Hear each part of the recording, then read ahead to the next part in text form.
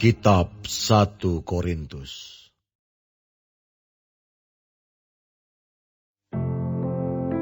Jadilah pengikutku, sama seperti aku juga menjadi pengikut Kristus. Aku harus memuji kamu, sebab dalam segala sesuatu, kamu tetap mengingat akan aku, dan teguh berpegang pada ajaran yang kuteruskan kepadamu. Tetapi aku mau, supaya kamu mengetahui hal ini, yaitu kepala dari tiap-tiap laki-laki ialah Kristus. Kepala dari perempuan ialah laki-laki, dan kepala dari Kristus ialah Allah. Tiap-tiap laki-laki yang berdoa atau bernubuat dengan kepala yang bertudung, menghina kepalanya. Tetapi tiap-tiap perempuan yang berdoa atau bernubuat dengan kepala yang tidak bertudung, menghina kepalanya, sebab ia sama dengan perempuan yang dicukur rambutnya. Sebab jika perempuan tidak mau menudungi kepalanya, maka haruslah ia juga menggunting rambutnya. Tetapi jika bagi perempuan adalah penghinaan bahwa rambutnya digunting atau dicukur, maka haruslah ia menudungi kepalanya. Sebab laki-laki tidak perlu menudungi kepalanya. Ia menyinarkan gambaran dan kemuliaan Allah, tetapi perempuan menyinarkan kemuliaan laki-laki. Sebab laki-laki tidak berasal dari perempuan, tetapi perempuan berasal dari laki-laki. Dan laki-laki tidak diciptakan karena perempuan, tetapi perempuan diciptakan karena laki-laki.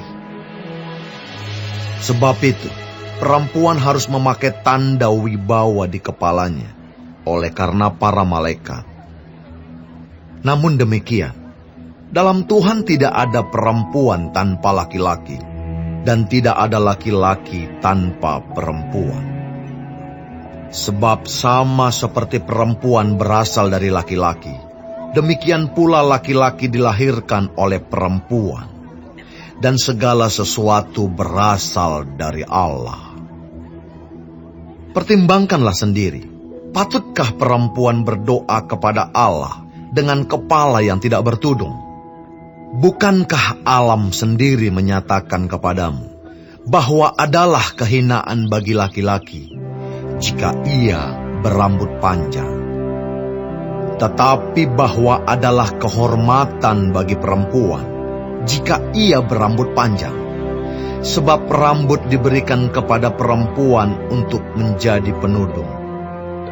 Tetapi jika ada orang yang mau membantah, kami maupun jemaat-jemaat Allah tidak mempunyai kebiasaan yang demikian.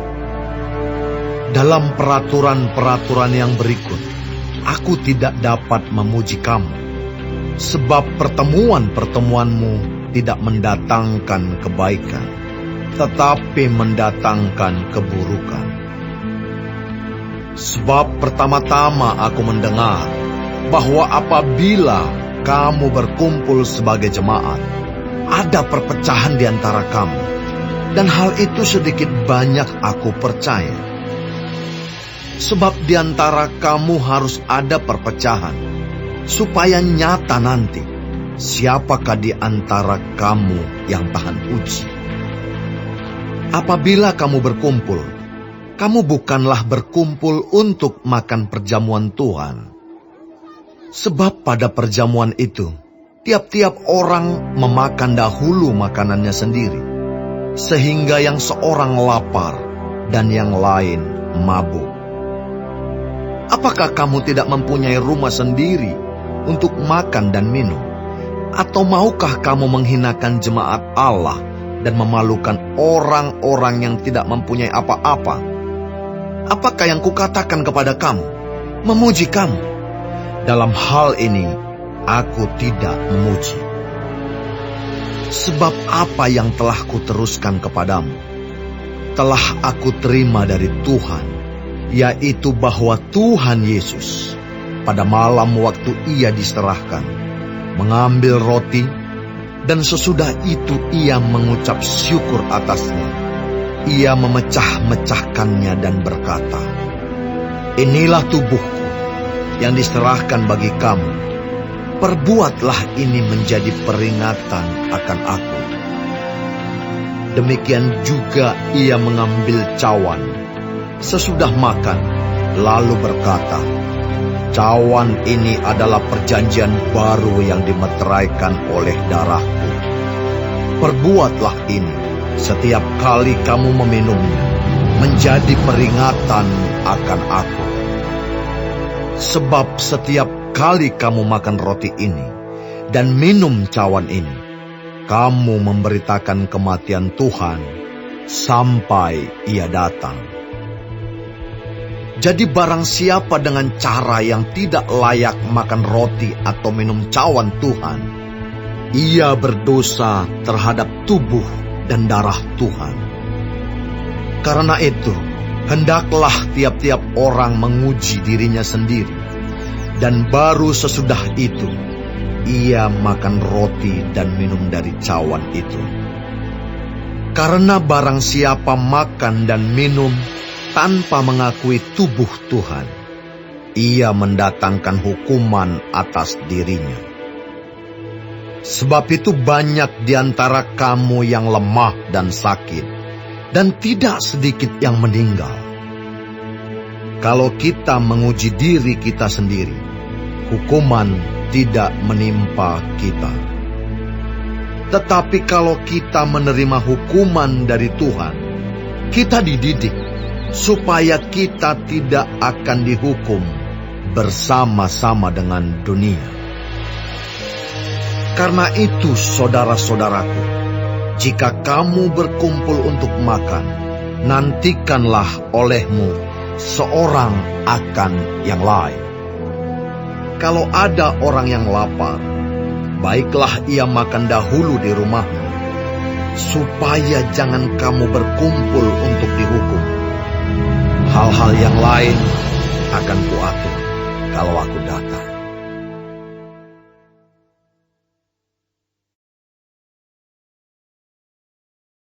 Sekarang tentang karunia-karunia roh. Aku mau, saudara-saudara, supaya kamu mengetahui kebenarannya. Kamu tahu bahwa pada waktu kamu masih belum mengenal Allah, kamu tanpa berpikir ditarik kepada berhala-berhala yang bisu. Karena itu, aku mau meyakinkan kamu bahwa tidak ada seorang pun yang berkata-kata oleh Roh Allah dapat berkata, "Terkutuklah Yesus." Dan tidak ada seorang pun yang dapat mengaku Yesus adalah Tuhan selain oleh Roh Kudus. Ada rupa-rupa karunia, tetapi satu roh. Dan ada rupa-rupa pelayanan, tetapi satu Tuhan. Dan ada berbagai-bagai perbuatan ajaib, tetapi Allah adalah satu yang mengerjakan semuanya dalam semua orang. Tetapi kepada tiap-tiap orang dikaruniakan penyataan roh untuk kepentingan bersama. Sebab kepada yang seorang, roh memberikan karunia untuk berkata-kata dengan hikmat, dan kepada yang lain, roh yang sama memberikan karunia berkata-kata dengan pengetahuan. Kepada yang seorang, roh yang sama memberikan iman, dan kepada yang lain ia memberikan karunia untuk menyembuhkan.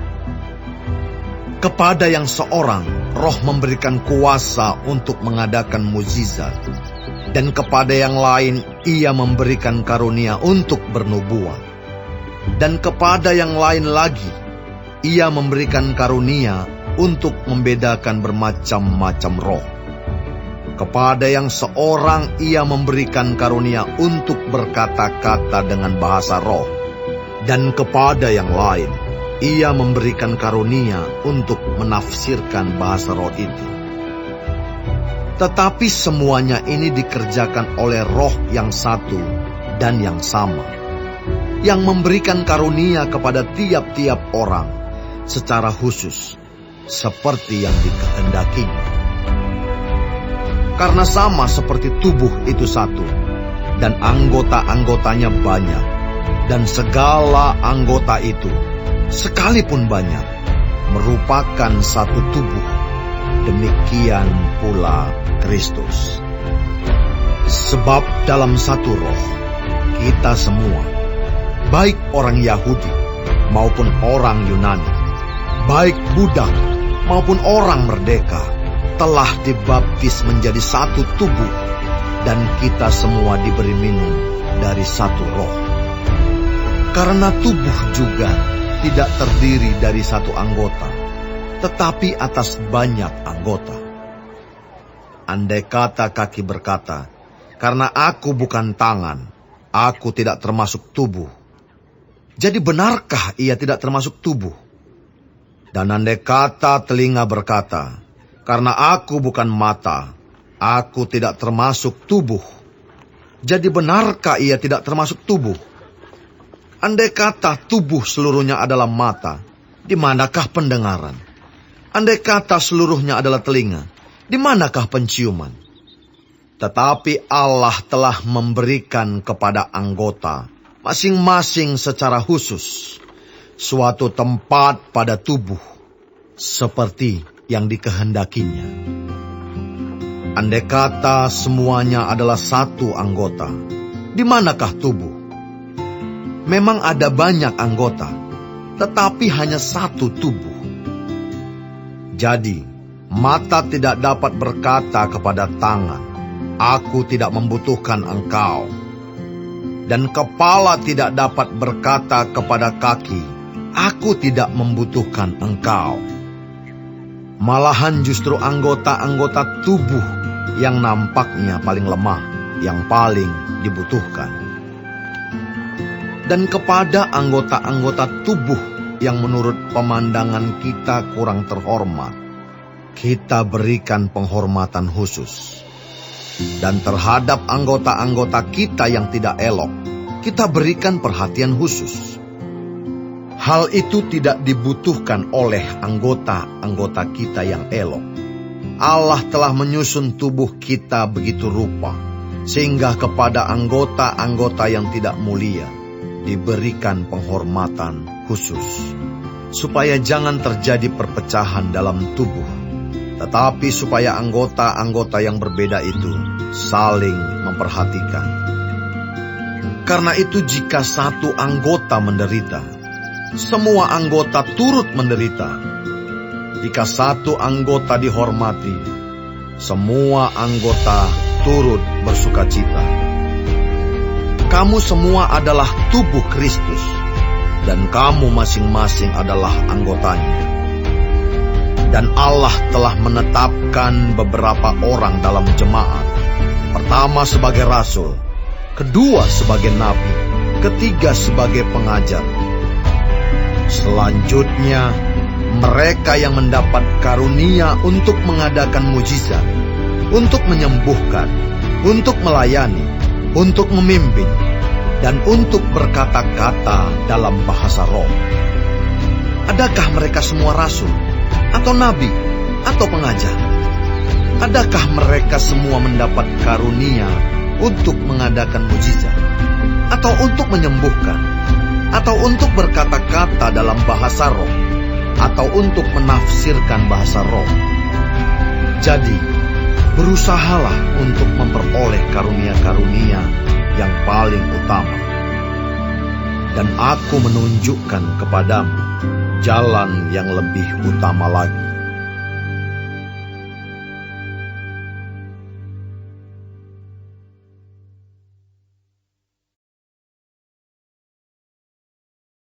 Sekalipun aku dapat berkata-kata dengan semua bahasa manusia dan bahasa malaikat, tetapi jika aku tidak mempunyai kasih, aku sama dengan gong yang berkumandang dan canang yang gemerincing. Sekalipun aku mempunyai karunia untuk bernubuat dan aku mengetahui segala rahasia dan memiliki seluruh pengetahuan. Dan sekalipun aku memiliki iman yang sempurna untuk memindahkan gunung, tetapi jika aku tidak mempunyai kasih, aku sama sekali tidak berguna.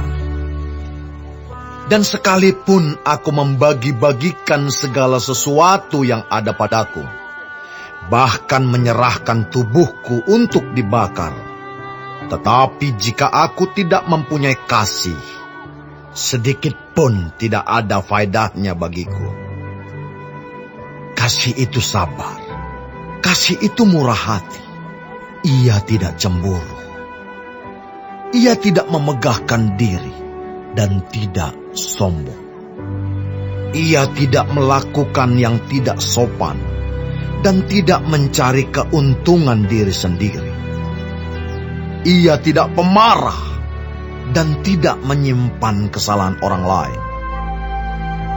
Ia tidak bersuka cita karena ketidakadilan, tetapi karena kebenaran. Ia menutupi segala sesuatu, percaya segala sesuatu, mengharapkan segala sesuatu, sabar menanggung segala sesuatu.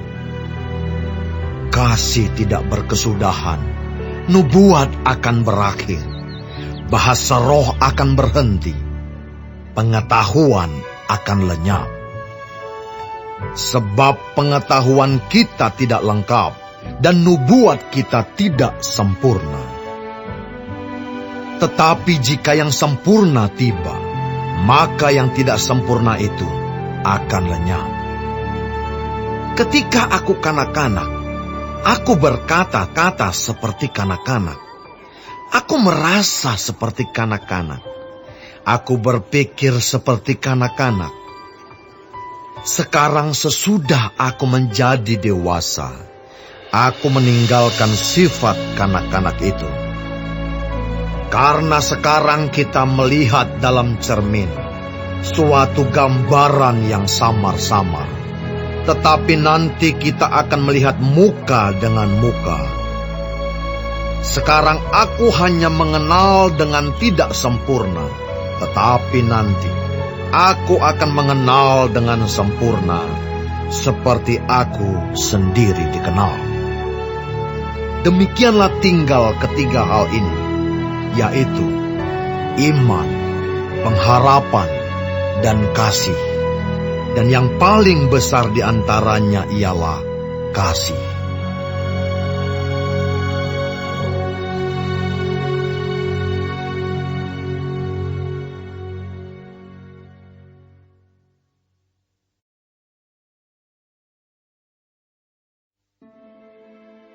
Kejarlah kasih itu, dan usahakanlah dirimu memperoleh karunia-karunia roh, terutama karunia untuk bernubuat. Siapa yang berkata-kata dengan bahasa roh, tidak berkata-kata kepada manusia, tetapi kepada Allah. Sebab tidak ada seorang pun yang mengerti bahasanya. Oleh roh ia mengucapkan hal-hal yang rahasia. Tetapi siapa yang bernubuat, ia berkata-kata kepada manusia. Ia membangun, menasihati, dan menghibur. Siapa yang berkata-kata dengan bahasa roh, ia membangun dirinya sendiri. Tetapi siapa yang bernubuat, ia membangun jemaat. Aku suka supaya kamu semua berkata-kata dengan bahasa roh. Tetapi lebih daripada itu, supaya kamu bernubuat.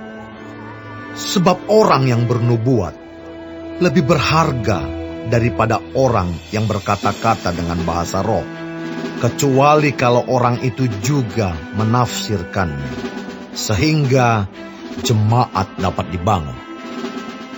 Jadi saudara-saudara, jika aku datang kepadamu dan berkata-kata dengan bahasa roh, apakah gunanya itu bagimu? Jika aku tidak menyampaikan kepadamu penyataan Allah, atau pengetahuan, atau nubuat, atau pengajaran, Sama halnya dengan alat-alat yang tidak berjiwa, tetapi yang berbunyi, seperti seruling dan kecapi. Bagaimanakah orang dapat mengetahui lagu apakah yang dimainkan seruling atau kecapi, kalau keduanya tidak mengeluarkan bunyi yang berbeda? Atau jika nafiri tidak mengeluarkan bunyi yang terang, siapakah yang menyiapkan diri untuk berperang? Demikianlah juga kamu yang berkata-kata dengan bahasa roh. Jika kamu tidak mempergunakan kata-kata yang jelas, bagaimanakah orang dapat mengerti apa yang kamu katakan? Kata-katamu sia-sia saja kamu ucapkan di udara. Ada banyak, entah berapa banyak macam bahasa di dunia. Sekalipun demikian, tidak ada satupun di antaranya yang mempunyai bunyi yang tidak berarti. Tetapi jika aku tidak mengetahui arti bahasa itu, aku menjadi orang asing bagi dia yang mempergunakannya, dan dia orang asing bagiku. Demikian pula dengan kamu. Kamu memang berusaha untuk memperoleh karunia-karunia roh, tetapi lebih daripada itu, hendaklah kamu berusaha mempergunakannya untuk membangun jemaat. Karena itu, siapa yang berkata-kata dengan bahasa roh, ia harus berdoa supaya kepadanya diberikan juga karunia untuk menafsirkannya. Sebab jika aku berdoa dengan bahasa roh, maka rohkulah yang berdoa, tetapi akal budiku tidak turut berdoa. Jadi apakah yang harus kubuat? Aku akan berdoa dengan rohku, tetapi aku akan berdoa juga dengan akal budiku. Aku akan menyanyi dan memuji dengan rohku, tetapi aku akan menyanyi dan memuji juga dengan akal budiku. Sebab jika engkau mengucap syukur dengan rohmu saja, bagaimanakah orang biasa yang hadir sebagai pendengar dapat mengatakan amin atas pengucapan syukurmu? Bukankah ia tidak tahu apa yang engkau katakan? Sebab sekalipun pengucapan syukurmu itu sangat baik, tetapi orang lain tidak dibangun olehnya. Aku mengucap syukur kepada Allah bahwa aku berkata-kata dengan bahasa roh lebih daripada kamu semua. Tetapi dalam pertemuan jemaat, aku lebih suka mengucapkan 5 kata yang dapat dimengerti untuk mengajar orang lain juga, daripada beribu-ribu kata dengan bahasa roh. Saudara-saudara, janganlah sama seperti anak-anak dalam pemikiranmu. Jadilah anak-anak dalam kejahatan, tetapi orang dewasa dalam pemikiranmu. Dalam hukum Taurat ada tertulis, oleh orang-orang yang mempunyai bahasa lain dan oleh mulut orang-orang asing, aku akan berbicara kepada bangsa ini. Namun demikian mereka tidak akan mendengarkan aku, firman Tuhan. Karena itu, karunia bahasa roh adalah tanda, bukan untuk orang yang beriman, tetapi untuk orang yang tidak beriman. Sedangkan karunia untuk bernubuat adalah tanda, bukan untuk orang yang tidak beriman, tetapi untuk orang yang beriman. Jadi, kalau seluruh jemaat berkumpul bersama-sama, dan tiap-tiap orang berkata-kata dengan bahasa roh, lalu masuklah orang-orang luar atau orang-orang yang tidak beriman, tidakkah akan mereka katakan bahwa kamu gila? Tetapi kalau semua bernubuat, lalu masuk orang yang tidak beriman atau orang baru, ia akan diyakinkan oleh semua dan diselidiki oleh semua. Segala rahasia yang terkandung di dalam hatinya akan menjadi nyata, sehingga ia akan sujud menyembah Allah dan mengaku, sungguh Allah ada di tengah-tengah kamu. Jadi bagaimana sekarang saudara-saudara? Bila mana kamu berkumpul, hendaklah tiap-tiap orang mempersembahkan sesuatu. Yang seorang mazmur, yang lain pengajaran, atau penyataan Allah, atau karunia bahasa roh, atau karunia untuk menafsirkan bahasa roh. Tetapi semuanya itu harus dipergunakan untuk membangun. Jika ada yang berkata-kata dengan bahasa roh, biarlah 2 atau sebanyak-banyaknya 3 orang, seorang demi seorang, dan harus ada seorang lain untuk menafsirkannya. Jika tidak ada orang yang dapat menafsirkannya, hendaklah mereka berdiam diri dalam pertemuan jemaat, dan hanya boleh berkata-kata kepada dirinya sendiri dan kepada Allah. Tentang nabi-nabi, baiklah 2 atau 3 orang diantaranya berkata-kata, dan yang lain menanggapi apa yang mereka katakan. Tetapi jika seorang lain yang duduk di situ mendapat penyataan, maka yang pertama itu harus berdiam diri. Sebab kamu semua boleh bernubuat seorang demi seorang, sehingga kamu semua dapat belajar dan beroleh kekuatan. Karunia nabi takluk kepada nabi-nabi. Sebab Allah tidak menghendaki kekacauan, tetapi damai sejahtera. Sama seperti dalam semua jemaat orang-orang kudus, perempuan-perempuan harus berdiam diri dalam pertemuan-pertemuan jemaat. Sebab mereka tidak diperbolehkan untuk berbicara.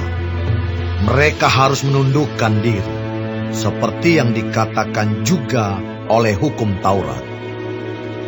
Jika mereka ingin mengetahui sesuatu, baiklah mereka menanyakannya kepada suaminya di rumah, sebab tidak sopan bagi perempuan untuk berbicara dalam pertemuan jemaat. Atau adakah firman Allah mulai dari kamu? Atau hanya kepada kamu sajakah firman itu telah datang? Jika seorang menganggap dirinya nabi atau orang yang mendapat karunia rohani, ia harus sadar bahwa apa yang kukatakan kepadamu adalah perintah Tuhan. Tetapi jika ia tidak mengindahkannya, janganlah kamu mengindahkan dia. Karena itu, saudara-saudaraku, usahakanlah dirimu untuk memperoleh karunia untuk bernubuat, dan janganlah melarang orang yang berkata-kata dengan bahasa roh. Tetapi segala sesuatu harus berlangsung dengan sopan dan teratur.